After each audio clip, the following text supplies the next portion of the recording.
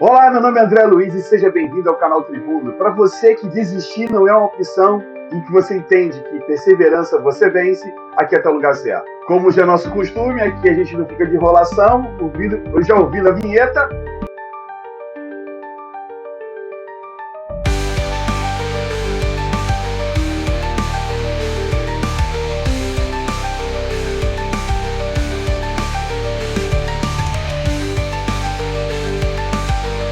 Hoje vamos tratar de bens públicos, mas você sabe o que são bens públicos? São públicos bens móveis ou bens imóveis, os semoventes, os bens materiais e imateriais, que pertencem à administração pública direta e indireta. No caso da empresa pública e da sociedade de economia mista, existem alguns bens que são afetos à parte pública da atividade desempenhada por essas empresas e, no caso, por essas estatais. Esse é o nome correto. Entretanto, existem bens desses entes que não estão afetos à atividade pública. Ok, aqui a gente vai tratar dos bens públicos. Esses bens que não são afetos à atividade pública são bens privados e entram na regra comum. Tá ok? Mas a primeira pergunta que faz é o seguinte: quais são as espécies de bens públicos? Inicialmente, eu tenho três espécies: os bens de uso comum do povo, os bens especiais e os bens dominicais. Eu gosto de direito administrativo, que tem muito desse negócio, né?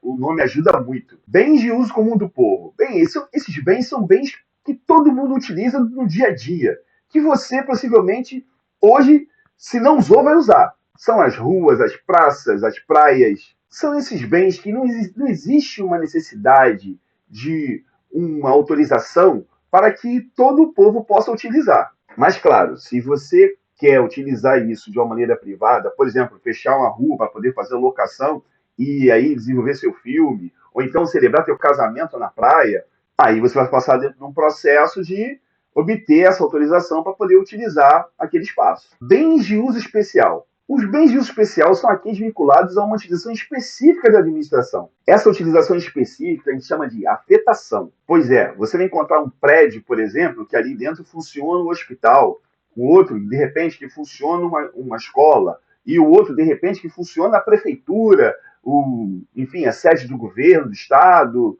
enfim, eles estão afetados à utilidade pública, ao serviço público que ela se destina. Essa vinculação acontece mediante lei ou um ato normativo para poder chegar e atender o princípio da legalidade. O terceiro bem são os bens dominicais. Esses bens dominicais não estão afetados, não estão ligados, não são vinculados a uma atividade pública específica. Às vezes funciona apenas como uma fonte de receita. Quero lembrar que eu falei da afetação que acontece mediante lei, o ato administrativo, enfim, para poder chegar e dar vinculação pública. Pois é, ao contrário da afetação, você tem a desafetação.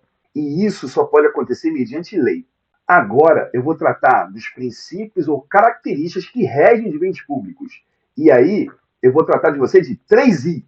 O primeiro I é de inalienável.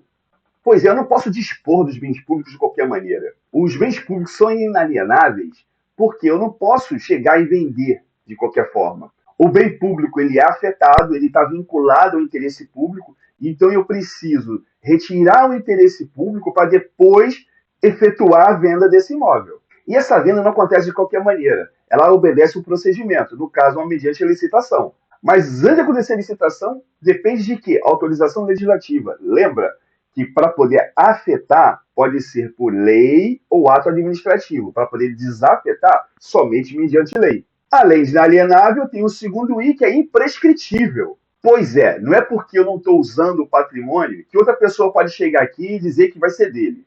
Não sofre aquilo que a gente chama de prescrição aquisitiva. E que você conhece muito bem com o uso capião. E daí você já até imaginou aquela escola abandonada e de repente chega lá uma pessoa, pula o muro, tal, e começa a ficar morando lá determinado tempo. E aí um dia ela chega e diz: aqui a casa é minha, eu moro aqui já há X tempo. Os bens públicos, mesmo não sendo utilizados, se não houver lei dizendo que está desafetado do interesse público, o bem público ele continua afetado, ele continua vinculado ao interesse público. O uso particular não vai gerar direito e nem retirar direito da administração pública reaver aquele bem. Entendido esses dois, agora vamos passar para o terceiro I. Os bens públicos são impenhoráveis. Significa dizer que eu não posso deixar um patrimônio em garantia por conta de uma dívida. Até porque a cobrança de dívida junto à administração pública obedece um rito. E outra, a administração pública ela é solvente. Não é à toa que existem diversos dispositivos justamente para poder garantir a saúde financeira do Estado. André, mas eu já escutei falar sobre um tal de terras devolutas. O que é isso? Bem, vou pegar toda a história do Brasil não, tá? Mas terras devolutas são aquelas que eram pertencentes à coroa portuguesa e que não houve uma destinação de domínio público e também não houve ainda a aquisição pelo particular. Em regra, eu classifico as terras devolutas como os bens públicos dominicais pertencentes aos estados. E existem algumas ressalvas. Algumas dessas são importantes para a defesa das fronteiras.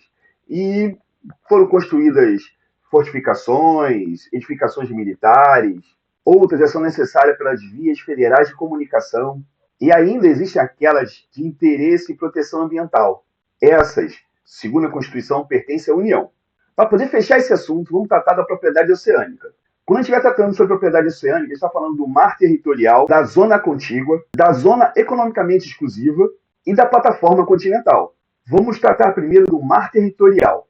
Mar territorial é uma faixa costeira que começa numa linha base e se estende até 12 milhas náuticas, aproximadamente 22 quilômetros. Nessa área, o Estado exerce soberania plena, semelhante ao que acontece nos territórios e águas interiores. Mas para que serve exercer soberania no meio do mar? É muito simples. É por isso que a gente consegue aplicar nossas regras, explorar recursos naturais e exercer influência sobre atividades desenvolvidas nessas zonas. Porém, no direito internacional existe aquilo que a gente chama de passagem inocente. Esse é o direito das embarcações estrangeiras, desde que a passagem seja contínua, rápida, não prejudique a paz. A boa ordem e a segurança do Estado podem exercer esse direito. Zona contígua. A zona contígua vai além do mar territorial. Eu estou falando de 24 milhas náuticas, mais ou menos 44 quilômetros. Assim, a contagem sempre parte da linha base, aquilo que te utilizou para o mar territorial. Seria um ponto avançado, onde o Estado impede que infrações ocorram dentro do seu território. Isso de diversas naturezas, fiscais, aduaneiros. Esses direitos estão previstos na Convenção das Nações Unidas de Direito sobre o Mar. Agora vamos pegar bem mar adentro, hein? Vamos tratar da zona econômica exclusiva. Aí a gente vai falar do limite do mar territorial, 200 milhas náuticas. Pois é, aproximadamente 370 quilômetros. Dá-lhe mar, hein? Aqui, os estados costeiros eles têm o direito de exploração, conservação e gerenciamento de recursos naturais. Agora vamos tratar de plataforma continental. Mas o que é essa tal plataforma continental que eu já escutei tanto? Lembra que eu já falei da zona economicamente exclusiva? Eu estou falando dessa faixa e tudo que está debaixo d'água. É aí que a gente vai encontrar o tal do pré-sal. Trata-se de uma área importantíssima de exploração. A competência é da União. Contudo, a própria lei assegura a repartição dos royalties. Já estava falando do royalties do petróleo? Pois é, sai daí. E aí, gostaram? Mais uma aula fechou e espero que esteja ajudando e que ajude também a sua prova e o seu concurso. E se está ajudando você, eu espero que você compartilhe com seus amigos, com seus colegas de curso, com a rapaziada da faculdade. Tudo que eu coloco aqui é justamente para poder ajudar você, descomplicando o direito e facilitar a sua aprendizagem. Então, por conta disso, quero meu galho aí e vamos se inscrever aqui no canal, aperte o sininho, deixe um curtir e lembre-se, tem nosso e-book aí, tá aqui na legenda, pode pegar a qualquer hora. Um forte abraço, até a próxima.